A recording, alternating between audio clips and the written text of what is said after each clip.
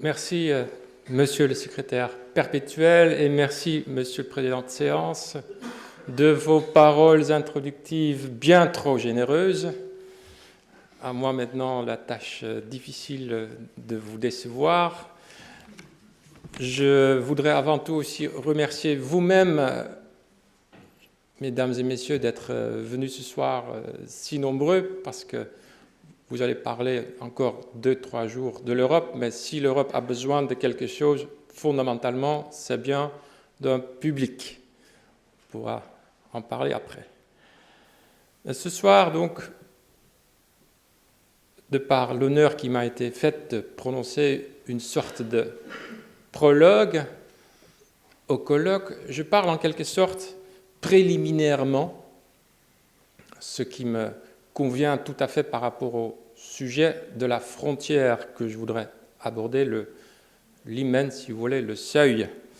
Donc on est ce soir un peu au seuil du colloque, et je voudrais vous emmener sur un bref voyage à travers le temps et l'espace, sur le rapport, une petite histoire en quelque sorte du rapport européen à l'espace et à la délimitation de l'espace. Je vais partir dans le passé parce qu'il faudra bien prendre un peu de recul pour ensuite avoir un regard vers l'avenir. Et il faudra bien parce qu'aujourd'hui, la crise des réfugiés nous rappelle, on ne peut plus clairement, l'enjeu de la frontière de l'Europe, tout comme d'ailleurs d'autres crises politiques, géopolitiques dans notre région, dans notre voisinage, comme on dit.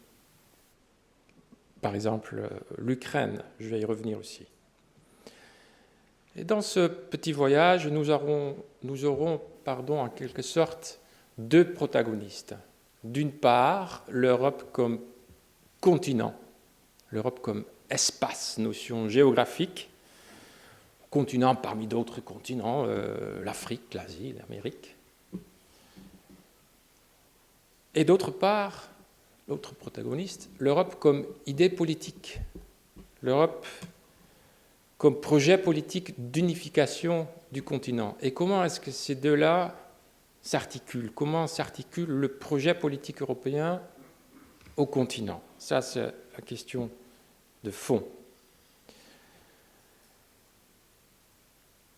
Et on pourrait prendre cette question des deux bouts.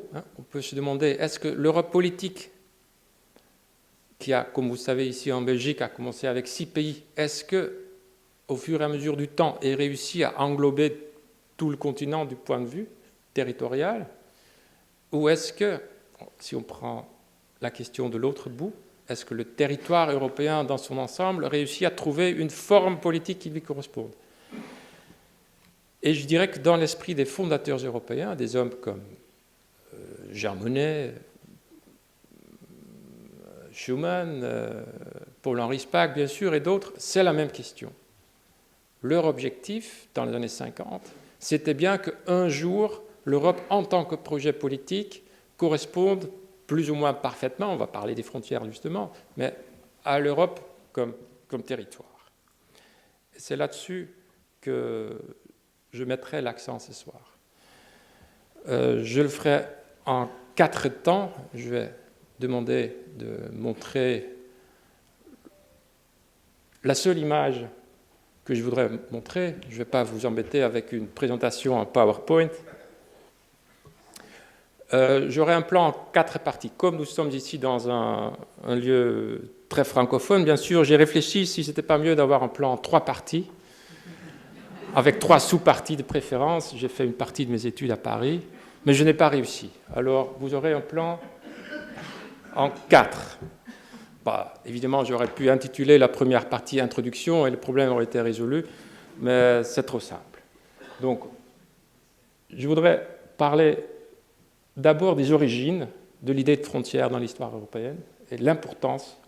Ensuite, sous les signes de la promesse des premières décennies des communautés européennes, où l'adage était plutôt « à bas les frontières », dans un troisième temps, je parlerai de la redécouverte de l'espace depuis la chute du mur de Berlin en 1989. Et enfin, on va se lancer vers l'avenir pour examiner les zones frontalières.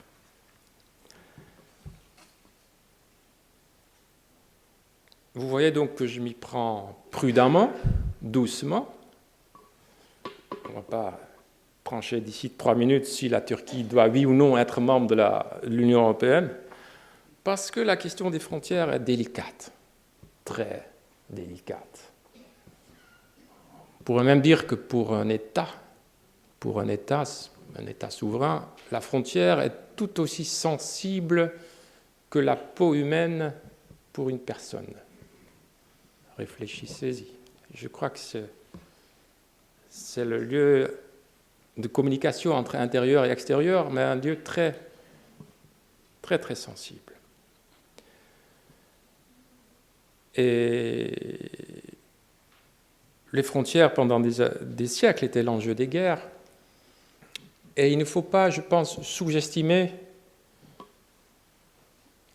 que quelque part, bien en dessous nos rapports amicaux, même entre pays voisins, il y a toujours des histoires de frontières.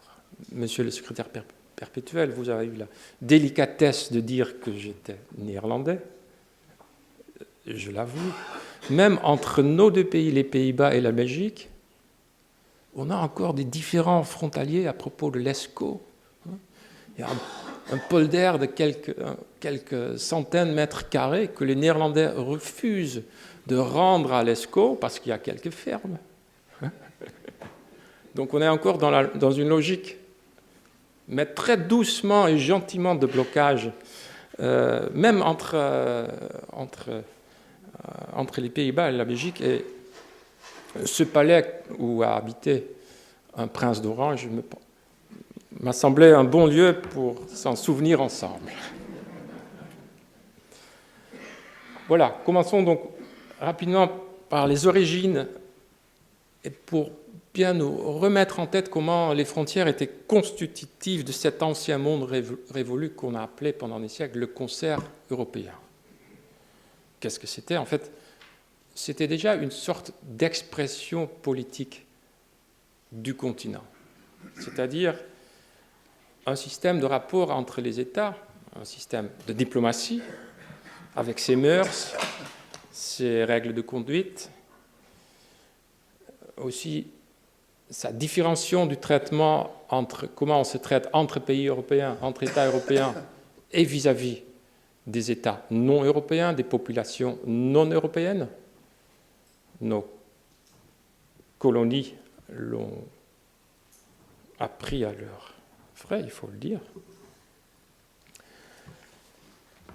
Et c'était un système très instable et douloureux, mais c'était quand même un système qui reposait sur l'idée d'équilibre et où les changements de rapport de force entre les États étaient visibles justement dans les changements de frontières géographiques et des alliances, avec des grandes conférences de paix comme à Westphalie en 1648, congrès de Vienne après les guerres de Napoléon et encore le traité de Versailles en 1919. À chaque fois, guerre, paix et réorganisation des frontières.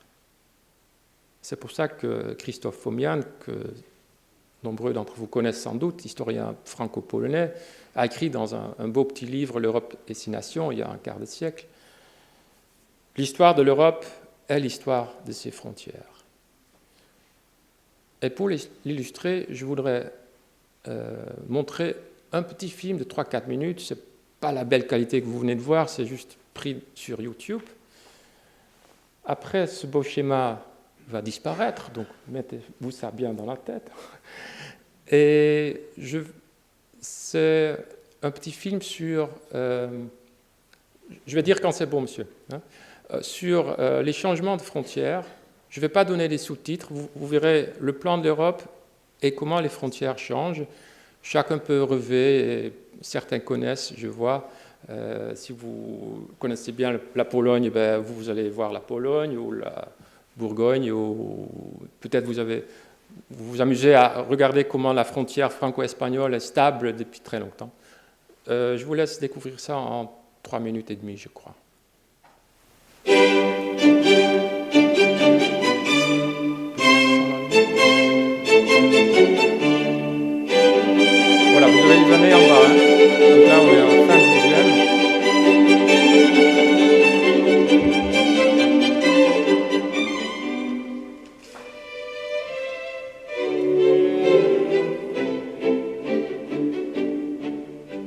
Et j'insiste, à chaque fois, c'est une guerre hein, quand ça change.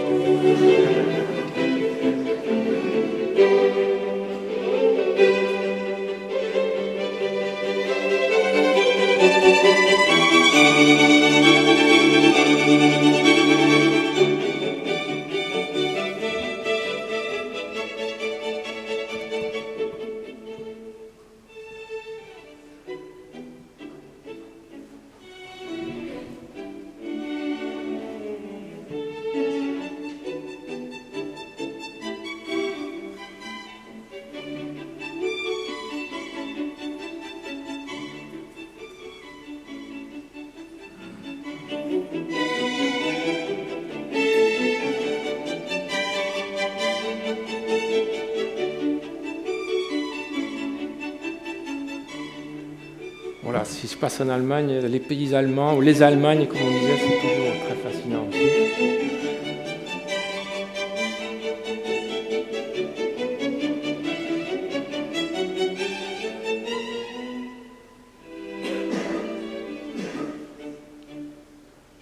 Bon, je crois qu'il y a un petit problème là entre la Hollande et la Belgique. Ça... On a déjà séparé avant l'heure, il y a peut-être des petites erreurs. Là.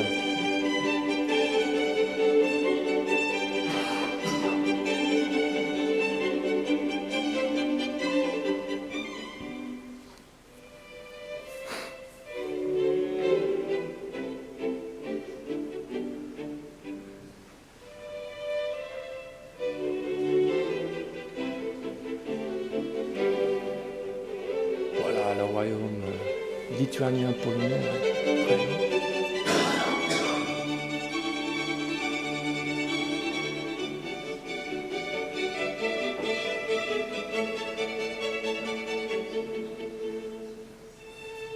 Voilà, la Révolution française, et ça va bouger. Hein.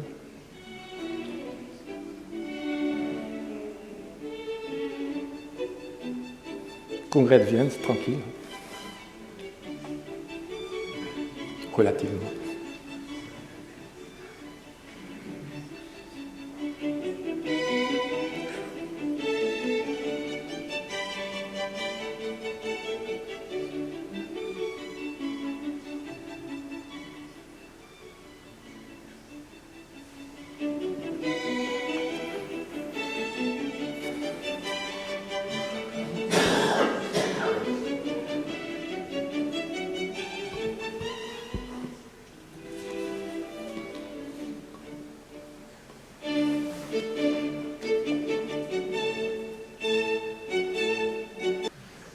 C'est contre cela, contre tous ces changements, qu'après la Deuxième Guerre mondiale, l'idée européenne s'est manifestée, en quelque sorte. L'idée, c'était plus jamais ça.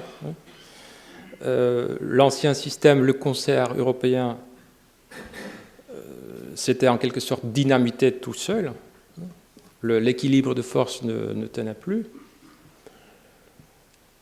Et il fallait bien faire autre chose, il fallait innover, c'était une question de survie. Et puis, les petits États dont nous sommes, qui étaient depuis longtemps fatigués de se trouver impuissants devant la lutte sans merci que se livraient les grands, ont aussi réussi à saisir l'occasion, offerte entre autres à ce moment-là par la suprématie américaine, de réformer les relations américaines. Et quand on voit ça, on comprend mieux alors l'inspiration des fondateurs européens de faire autre chose et donc de rompre vraiment avec ce monde-là. Et bien sûr, ça concernait en premier lieu les relations entre la France et l'Allemagne. Vous le savez tous. Suite à les guerres que ces deux grands voisins s'étaient livrés. Mais il faut comprendre, et j'insiste vraiment, que l'idée d'une paix européenne se trouvait donc liée à l'idée d'un endiguement de la diplomatie à l'ancienne, dont la frontière était justement l'expression la plus visible. Et cette jeunesse-là de l'Europe politique va laisser des traces que nous pouvons encore sentir aujourd'hui. Mais après, on peut regarder le travail qu'a fait la communauté européenne vers l'intérieur et l'extérieur. Vers l'intérieur, l'adage était simple, comme je disais, c'est à bas les frontières, c'est ouvrir un espace entre nos pays, hein, pour que les biens, à commencer par le charbon et l'acier, ensuite les produits agricoles, les produits industriels, etc., puissent circuler librement. Ensuite, pour que les personnes puissent circuler librement, ça a donné Schengen beaucoup plus tard, etc. Donc on est dans une logique d'abolir les frontières qui est encore à l'œuvre aujourd'hui, aussi dans le travail pratique de l'Union européenne aujourd'hui. Cette logique d'ouverture est toujours là, hein, qu'il s'agit aujourd'hui du marché de l'énergie. Je vois des éminents représentants du corps diplomatique belge, ils le savent très bien, le marché de l'énergie, le marché digital par exemple, le marché des télécoms, c'est toujours le même adage, à bas les frontières. C'est vraiment l'ADN de la construction européenne. Pour l'espace intérieur.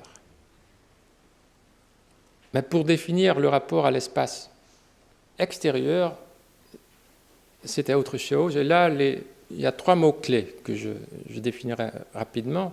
C'est ouverture aussi, promesse et indétermination. Ouverture d'abord, parce que même si le projet de l'Europe politique est né comme une histoire entre la France qui prend l'initiative, l'Allemagne qui répond, depuis le tout début, ils ont ouvert ce projet aux autres États européens. À un moment donné, même avant la célèbre déclaration Schuman du 9 mai 1950, il y a peut-être ici aussi des fonctionnaires européens dans la salle, c'est une journée de fête, n'est-ce pas, le 9 mai. Quelques jours avant, Jean Monnet, en rédigeant la déclaration, s'est posé la question. Et il écrit dans ses mémoires, moi je trouve ça fascinant, il écrit, je cite, Jean Monnet, « Sans doute ai-je pensé un instant que la première étape vers la fédération européenne serait cette union des 2 pays, donc de la France et l'Allemagne, et d'eux seuls, et que les autres s'y joindraient plus tard. » Finalement, sur la version originale, j'ajoutais le soir à la main que l'autorité, donc la proto-commission européenne, que l'autorité serait, et je cite, ouverte à la participation des autres pays d'Europe.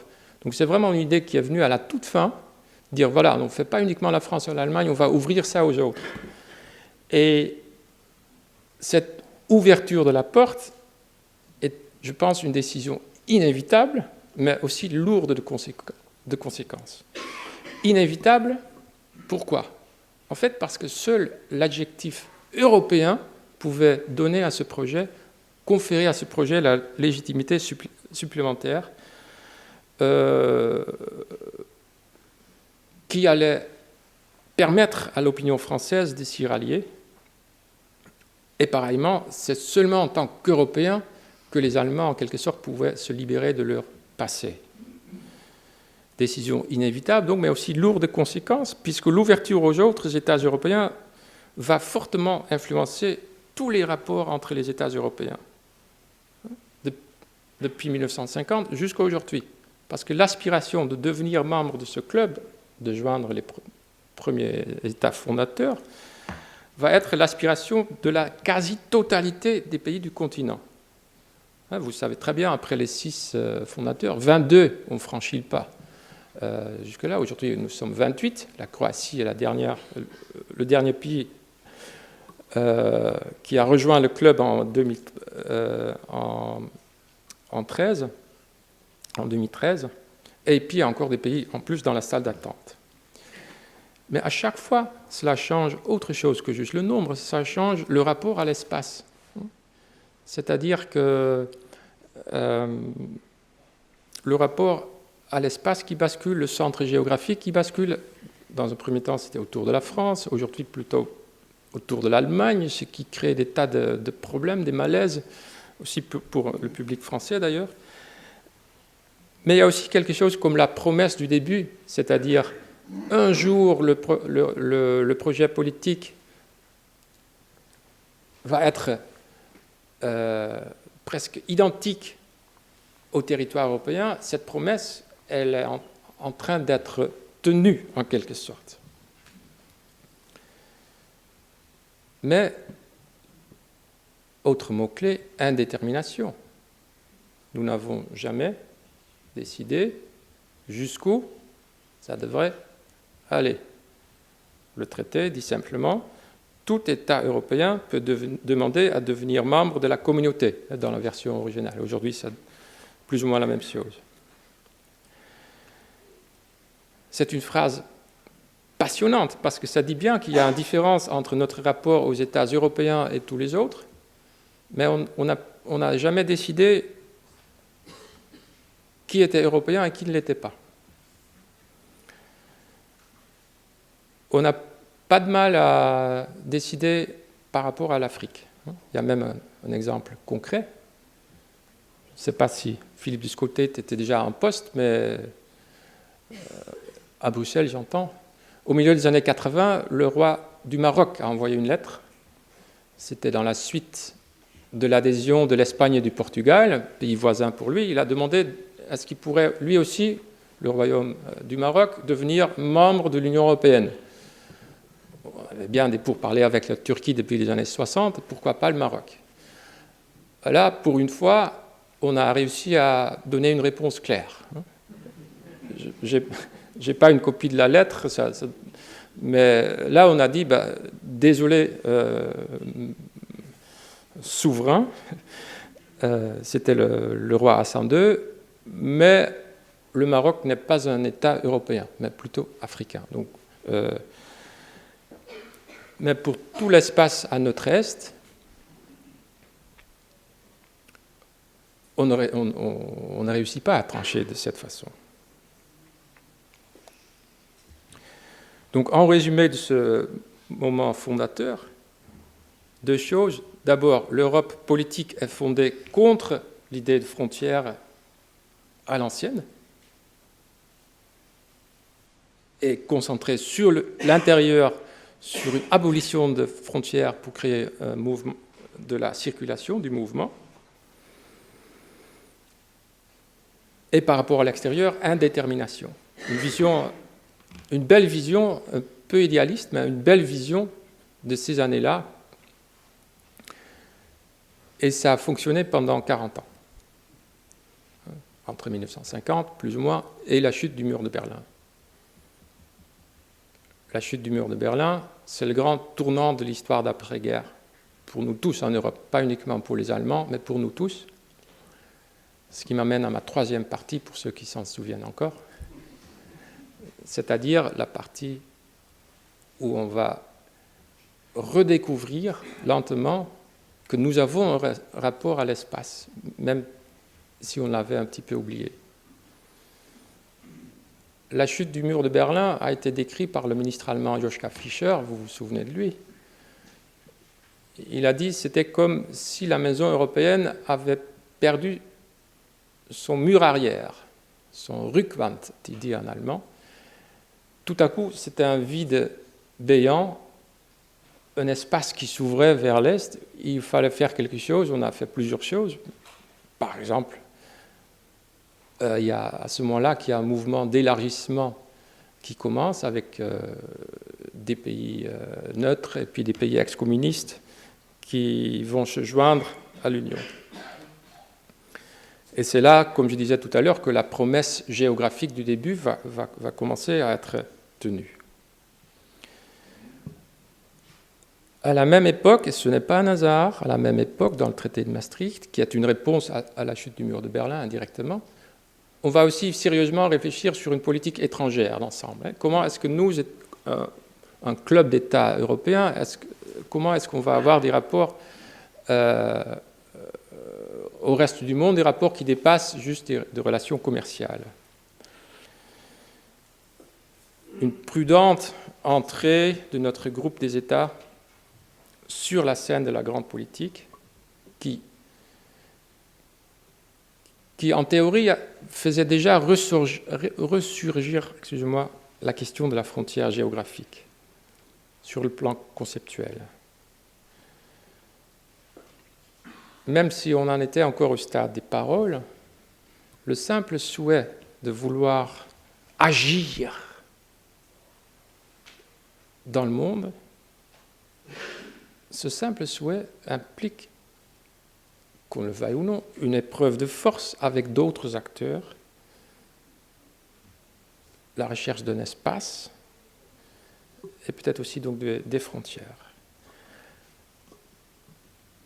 Là, je pars donc 89, mais on n'a pas voulu le voir, on n'a pas pu le voir, et c'est seulement aujourd'hui que nous le voyons, avec 25 ans de retard. C'est seulement aujourd'hui. Et pourquoi est-ce qu'on ne l'a pas compris en 1989 ? Parce qu'au même moment où les États européens sont obligés d'assumer leur place ensemble dans le monde à nouveau après la guerre froide, à ce moment même, on nous administre en quelque sorte un sédatif qui va nous... Et ce sédatif s'appelle la fin de l'histoire. Hein, c'est M. Fukuyama qui est venu nous l'administrer, c'est-à-dire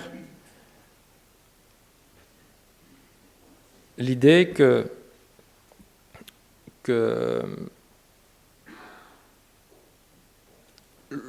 la longue histoire était terminée, que tous les États allaient dans la même direction, qu'on allait tous devenir des démocraties capitalistes sur le modèle américain, européen et japonais. Et c'est une belle idée qui nous convenait très bien, qui correspondait à notre façon de réfléchir, aussi au fonctionnement des institutions à Bruxelles. Et cela a suscité la conviction que notre tâche consistait avant tout à encourager d'autres pays à devenir comme nous. On pensait que tous nos voisins, que ce soit en Afrique ou en Asie, voulaient devenir comme nous. Démocratie, capitaliste, riche, etc. Et nous, on allait les aider à devenir comme nous. On le fait toujours d'ailleurs. C'est une excellente idée. On le fait à travers d'aides, on exporte des normes, l'argent, le commerce, etc. Sauf que, aujourd'hui, on constate aussi que tous les pays ne veulent pas devenir comme nous. Ce n'est pas forcément qu'ils sont mauvais ou idiots, ce que nous, on a tendance à penser dans ces cas-là. Et c'est compliqué. Alors, avant d'en arriver là, juste, parce que ça m'a beaucoup amusé dans le temps, j'ai travaillé déjà à Bruxelles. En 2003, un peu avant le grand élargissement avec les pays ex-communistes, on commençait à réfléchir, et certains ici vont s'en souvenir, à Bruxelles, sur ce qui venait après. On allait intégrer la Pologne, la République tchèque, la Slovaquie, etc. Qu'est-ce qui vient après ? C'est à ce moment-là qu'on a dessiné à Bruxelles la politique, ce qu'on appelle de voisinage. Et le président de la commission d'alors, Romano Prodi, président de la commission, il parlait volontiers d'un cercle d'amis qui allait du Maroc au Caucase, à l'Ukraine, en passant par l'Égypte. Cercle d'amis, c'était un peu une géopolitique au compas. Vous prenez une map monde, vous tracez un grand cercle dont Bruxelles est le centre. Presque peu importe quel pays que ce cercle englobe. Je suis un peu sévère maintenant. Mais c'est ainsi qu'est née la politique du voisinage. Il n'y avait pas une idée du pouvoir là-dedans, mais d'autres l'ont compris autrement. À Washington, Romano Prodi a exposé cette conception. Et alors, George W. Bush lui a répondu « Tiens, ça ressemble fort à l'Empire romain, Romano. » Pas si bête que ça, le George W. Cette conception de la politique du voisinage a été mise à mal Et plus que ça, par des développements plus récents, hein, les soulèvements arabes et la guerre en Ukraine. On en tire les leçons maintenant, à l'heure où on parle, quand on lit les communiqués plus récents du service diplomatique de la Commission, il y a un langage plus politique pour parler de nos voisins. Par exemple, je vais juste donner un exemple, mais dans un papier récent, on dit qu'il faut aussi garder un œil sur les voisins des voisins. Mais qu'est-ce que ça veut dire? Oui, effectivement, quand on pense et traite de l'Ukraine, il faut aussi penser que l'Ukraine a des voisins. Ou même chose en Égypte. Et il y a aussi on parle beaucoup de différenciation et flexibilité, ce qui est autre chose de dire qu'il ne faut pas mettre dans le même sac des pays qui vont, je répète, du Maroc à la Moldavie. Mais la question de la frontière reste toujours indéterminée. S'y ajoute aujourd'hui la crise des réfugiés, où la question de la frontière devient très réelle, douloureuse, où les hommes et des femmes risquent leur vie pour entrer chez nous. On pourrait peut-être en parler pendant le débat, il y aura beaucoup de choses à dire. Je ne suis pas pessimiste à l'égard de notre espace de circulation. Je crois qu'il y a beaucoup de choses qui se font. C'est très impressionnant. Et c'est un moment, justement, et je pourrais comparer, monsieur le secrétaire perpétuel, vous m'avez presque invité, comparer cette crise des réfugiés à la crise de l'euro. Bien sûr, c'est différent, les images aujourd'hui sont douloureuses. Mais dans les deux crises,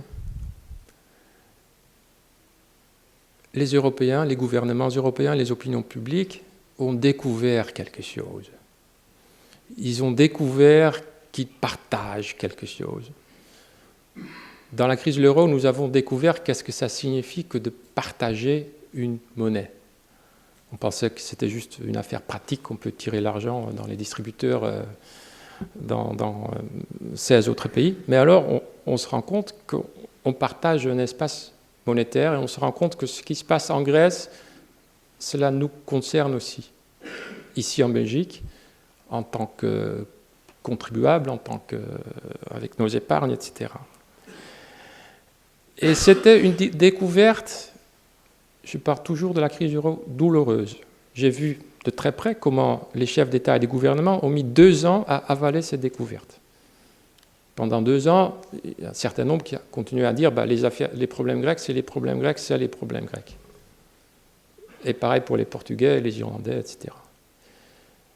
Bien sûr, c'est vrai en partie, mais après 2 ans, on s'est rendu compte que ce sont aussi des problèmes européens, de nous tous, et qu'il faut aussi trouver des réponses d'ensemble, ce qui a été fait. Avec beaucoup de crises de vérité, beaucoup de, comme on dit en anglais, blood, sweat and tears, beaucoup de sang, bon, je ne vais pas tout traduire. Aujourd'hui, nous voyons un peu la même chose, c'est qu'aujourd'hui, on découvre aussi que comme ce n'est pas gratis que de partager une monnaie, il faut faire des choses si on veut garder la stabilité financière. Ce n'est pas gratis non plus, ce n'est pas donné non plus de partager une frontière extérieure. Et nous ne pouvons pas avoir ce bel espace de libre circulation sans assumer une responsabilité commune de notre frontière. Et c'est ce qui est en train d'être fait, mais ça va prendre du temps. Il y aura à nouveau, et on le voit tous les jours dans les médias, il y aura des conflits, il peut y avoir des retours en arrière, l'histoire est ouverte, mais je pense que le bien commun de l'espace de libre circulation va l'emporter avec ce qu'il emporte.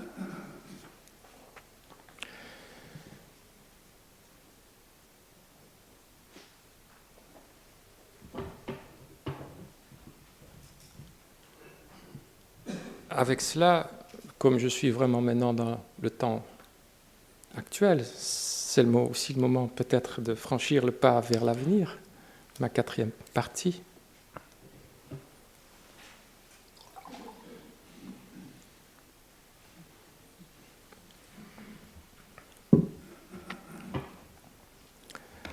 Oui, l'avenir mérite bien un peu d'eau. Donc aujourd'hui, nous découvrons que la protection de notre frontière commune devient une nécessité. C'est déjà une chose de se rendre compte qu'il faut protéger notre frontière commune. L'autre question, c'est est-ce que pour autant il faut aussi tracer les limites futures de l'Union européenne? Avant d'en arriver au cas concret, il est important de noter que le sentiment d'appartenance commune que nous pouvons avoir en tant qu'Européens dépendra en partie de notre capacité à devenir une frontière.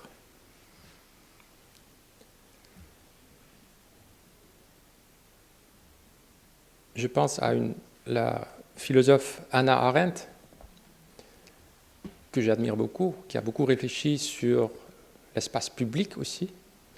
Et dans son plus grand livre, à mon avis, La condition humaine, The Human Condition, elle réfléchit sur Athènes et qu'est-ce qui tient ensemble la cité, une cité comme Athènes, en Antiquité.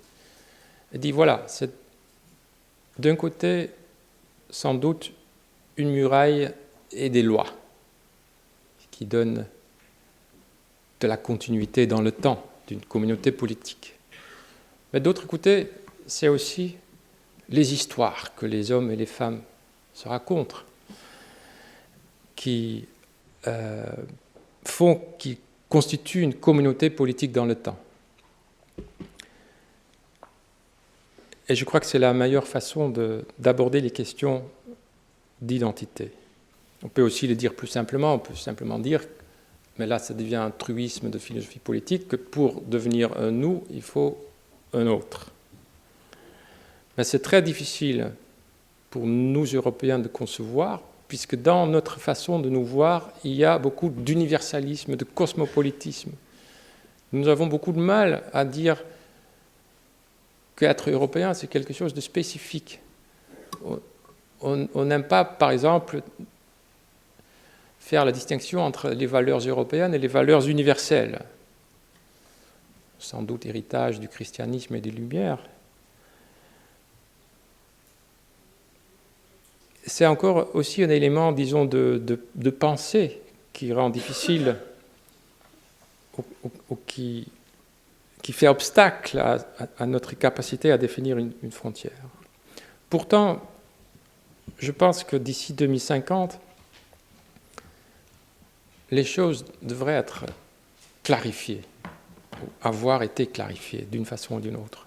2050, ce sera alors le centenaire de la déclaration Schuman, pour parler institution. Et 2 ans auparavant, en 2048, nous aurons célébré le quadricentenaire, si on dit ça, les 400 ans, de la paix de Westphalie, c'est-à-dire les 400 ans du concert européen. Alors, je vais très rapidement en arrière dans le temps, presque vers ce grand congrès à Westphalie, congrès de paix, presque tous les rois et tous les princes européens que vous avez tous vus là avaient envoyé des émissaires pour parler des futures frontières, sauf 3. Sauf le roi d'Angleterre, il n'avait envoyé personne, le tsar de Moscou non plus, et le sultan ottoman. Les autres étaient tous présents par leurs diplomates. Bien sûr, après les guerres de Napoléon, l'Angleterre et la Russie étaient aux premières loges. Mais en 1648, ces 3-là n'étaient pas là. Donc, ce qui m'amène aux 3 cas limites que je vous ai promis d'aborder dans le titre, et je vais conclure là-dessus. Ce qui est intéressant, je commencerai par la Turquie, qui est depuis longtemps en cas limite. La Turquie, au XVIIIe siècle, a voulu devenir membre du concert européen dans le temps. Donc l'Empire ottoman. L'Empire ottoman a fait des réformes de justice au XVIIIe siècle pour avoir le statut convoité d'État européen. Statut qu'ils ont réussi à avoir après la guerre de Crimée. La première, je dois dire aujourd'hui, celle de 1856. Alors la France et l'Allemagne ont dit au sultan, voilà, à partir d'aujourd'hui, vous êtes État européen, vous faites partie de ce club privilégié. Donc il y a déjà une préhistoire là aussi. Mais alors, qu'en est-il du successeur du sultan ottoman en 2050, successeur du sultan Erdogan peut-être? Pour l'instant, nous continuons à pratiquer l'ambiguïté vis-à-vis d'Ankara. Pour le diplomate, et j'ai vu ça de très près, j'ai admiré l'ambiguïté constructive de préférence, l'hypocrisie si on est plus méchant, mais l'ambiguïté constructive présente un avantage. On garde les options en réserve sans blesser quiconque le front. Mais cela peut avoir un coût qui va peut-être de croissant. Je crois que c'est le président Mitterrand qui a dit qu'on ne sort de l'ambiguïté qu'à son détriment, mais ce n'est pas vrai dans toutes les circonstances de la vie, comme le savait le président de Gaulle. Et ce qu'on voit aujourd'hui, c'est assez pénible, je trouve, que quand on voit les accords qui se négocient entre Ankara et Bruxelles, l'ambiguïté est presque à son paroxysme maintenant. En tout cas, les Turcs nous ont fait sentir que nous avons plus besoin d'eux que de nous. En même temps, je ne sais pas si beaucoup de personnes croient vraiment, parmi les élites politiques européennes, que la Turquie va rentrer un jour dans l'Union européenne. On met tout sur le processus des pourparlers de négociation et pas sur le résultat. Mais des deux côtés, côté européen, on dit c'est bien de parler avec un grand voisin, et c'est sans doute vrai, mais aussi côté turc, on ne dit pas forcément nous voulons devenir membre de l'Union européenne, en tout cas on ne le dit plus aussi clairement. Les dirigeants aujourd'hui, y inclut Erdogan, pour lui, c'est pour parler d'élargissement, d'adhésion, sont surtout un moyen pour mettre de la pression intérieure pour améliorer son économie. Le vrai objectif aujourd'hui des dirigeants à Ankara, ce n'est pas l'appartenance à l'Union européenne, mais ils visent l'année 2022, à chacun son centenaire, ce sera les 100 ans d'Atatürk. En 2022, ils veulent être dans les 10 premières économies du monde. Et dans cet effort, l'Europe peut aider. Et c'est ça, primaire. Ambiguïté, je dis, et je ne parle même pas de religion, mais juste des valeurs politiques fondamentales où il y a lieu de s'inquiéter aujourd'hui, par exemple, de la liberté de la presse en Turquie. Je vais juste dire cela. La Turquie, ensemble avec l'Iran et la Chine, ce sont les 3 pays où il y a le plus de journalistes en prison.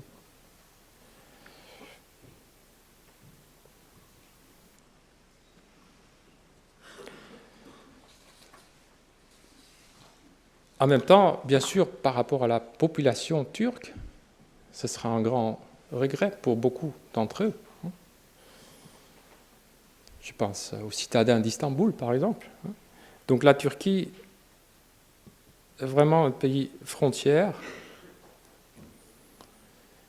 Et à cet égard, j'en viens maintenant à la Russie, d'abord. Ces deux grands pays se ressemblent un peu. Hein. Chacun a une tête européenne, une tête de pont, c'est plutôt ça le mot que je cherche, on dit ça? Voilà, une tête de pont qu'est Istanbul, qu'est Saint-Pétersbourg, dans le cas russe, avec un arrière-pays, Moscou, Ankara, beaucoup plus conservateur. Avec la différence toutefois que la Russie culturellement fait davantage, je dirais, partie intégrante de l'espace de civilisation européenne. Pensez aux grands romanciers russes, la chrétienté orthodoxe, etc. Donc avec la Russie, et c'est difficile et délicat ce que je vais dire maintenant, et je suis désolé si c'est un peu abstrait, mais il y a un autre jeu d'ambiguïté qu'avec la Turquie.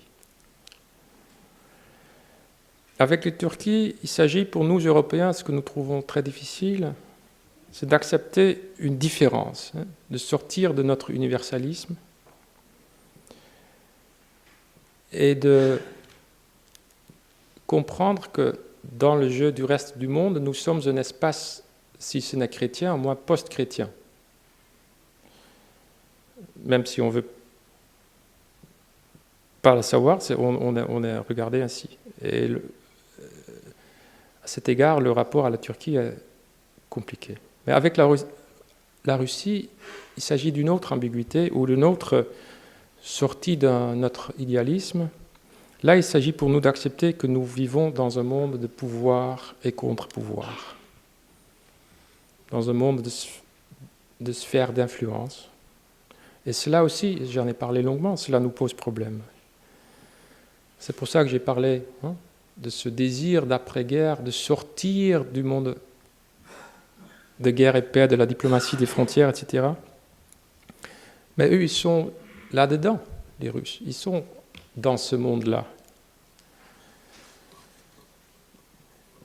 C'est qui rend le dialogue avec Moscou tellement difficile, parce que c'est deux façons de voir le monde qui se confrontent. C'est un dialogue de sourds. Nous, on parle de valeurs, eux, ils parlent de pouvoir, sphère d'influence. Et comment est-ce qu'on veut discuter? Parce que si nous, on parle de valeurs, tout ce qu'ils disent, c'est que nous, on est des hypocrites parce qu'on cherche le pouvoir. Et ça a été le cas avec la guerre même en Ukraine. C'était ça le malentendu de fond.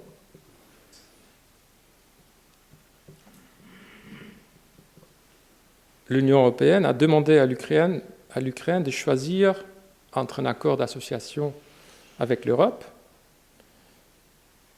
et un rapport privilégié à la Russie, union douanière. Pour l'Ukraine, c'était un choix géopolitique existentiel, même une affaire de guerre et de paix, comme on l'a découvert dans la suite, que nous, de notre côté, on leur a mis devant ce choix avec des arguments commerciaux. Dire, voilà, vous devez choisir entre deux clubs d'amis de commerce.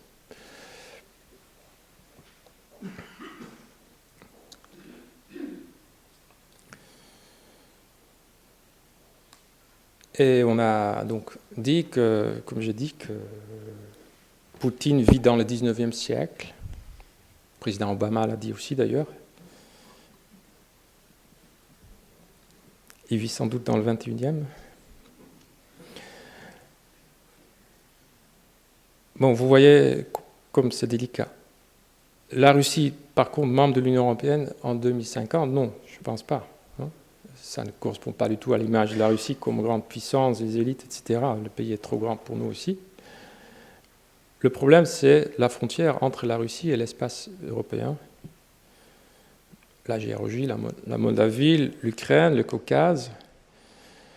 Est-ce que c'est une frontière? Est-ce que c'est une zone? Là, encore une fois, nous devons poser des questions que nous n'avons plus l'habitude de nous poser parce que nous pensons avoir fini avec ce monde-là que je vous ai montré sur le film. Mais ce monde, il existe toujours. Et si vous ne voulez pas être bouffé par ce monde-là, il faut bien aussi s'organiser en partie, en fonction. À terme, le rapport de la Russie à l'Union européenne pourra basculer, mais uniquement, je dirais, quand l'histoire mondiale dans son ensemble va encore changer. Et là, ça va dépendre de ce qui se passe à Pékin. Peut-être si à Pékin il y a des choses qui se passent, les Russes auront envie de devenir plus européens qu'aujourd'hui. Mais pour l'instant, ils se situent dans cet espace de frontières, dans un Grensland.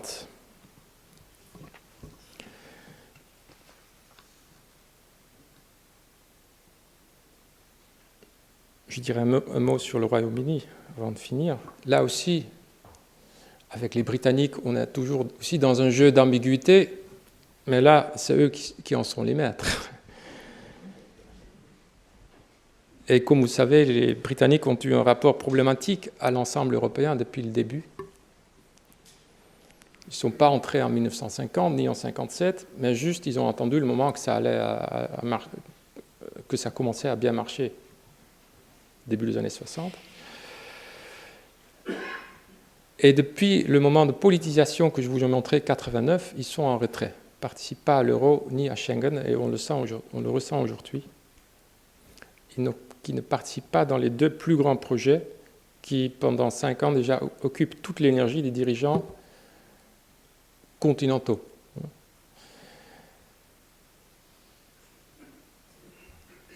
Au fond, les Britanniques n'aiment pas faire partie d'un club des perdants, d'un losers club. C'est ça le sentiment de base dans ma lecture. C'est pour ça qu'ils ne sont pas venus en 50, parce qu'on avait tous perdu la guerre ou la fête. Et qu'ils ont, comme je disais, ils ont seulement venu quand ça commençait à aller mieux. Le Premier ministre Cameron, il a annoncé son référendum quand ça allait très très mal avec la zone euro. Si nous, on veut les garder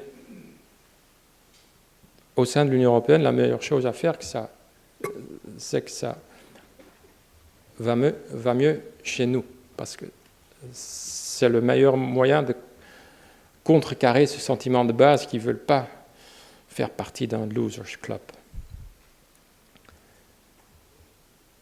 Ils sont dans le marché commun, et à part l'euro et Schengen, si je résume en grand trait, le 4e volet de la politique européenne, c'est la politique internationale, la projection extérieure de l'Union et pas uniquement le commerce. Et là, c'est le domaine où les Britanniques pourraient et devraient montrer aujourd'hui qu'ils veulent encore participer à des efforts collectifs.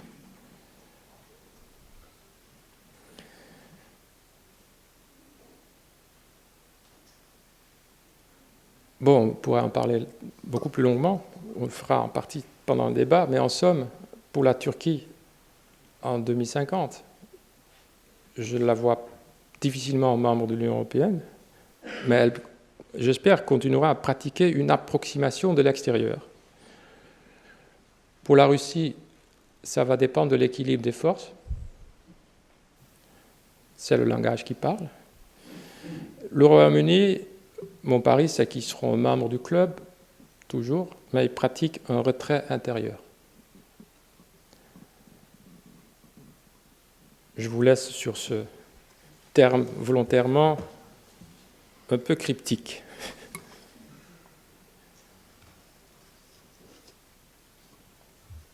Mais pour que, et j'ai déjà fait allusion à Hannah Arendt,